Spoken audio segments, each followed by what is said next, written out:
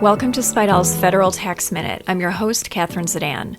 This week, we're covering the new process for making a gift-splitting election on Form 709. We covered this topic in Spidell's Federal Tax Letter, a monthly newsletter, plus a searchable online archive of back issues that keeps you at the leading edge of the federal tax issues that will impact your clients.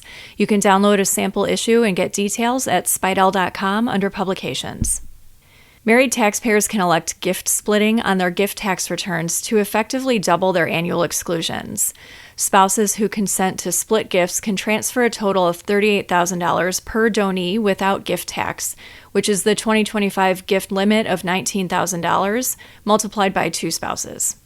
If the election to split gifts is made, each spouse includes one half of the gift in their separate gifts and applies against that half their annual exclusion and unified credit to determine if any gift tax is owed that has to be reported. The split gift election is made on Form 709, but starting with tax year 2024, the process has changed. Now, the donor indicates consent to gift splitting by answering yes to question 19 in Part 1 of the form, completing the information in Part 3, and attaching a Notice of Consent statement to Form 709. A consenting spouse is no longer required to sign the return.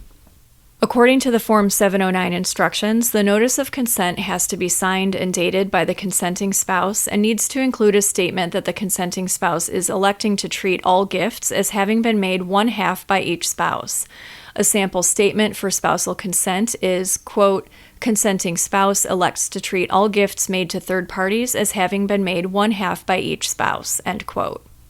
If only one spouse is required to file a gift tax return, then only one notice of consent is required, and it has to be attached to the donor spouse's return.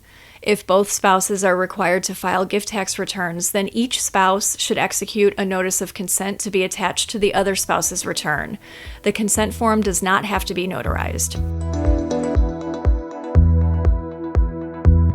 The notice of consent can be signed at any time after the end of the calendar year. However, there are two exceptions. The consent cannot be obtained after April 15th, following the end of the year in which the gift was made. If neither the taxpayer nor their spouse has filed a gift tax return for the year on or before April 15th, then the consent is made on the first gift tax return for the year filed by either spouse, and the consent cannot be obtained after a notice of deficiency for the gift tax for the year has been sent to either spouse. The executor for a deceased spouse or the guardian for a legally incompetent spouse may indicate the consent. Note that Form 709 cannot be e-filed.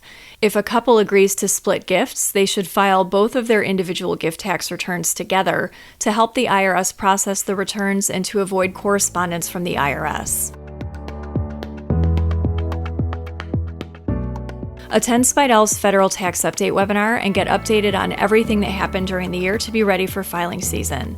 See a list of topics covered and get registered at spidell.com under webinars. That's all for this week. Join us next time for another episode of Spidell's Federal Tax Minute.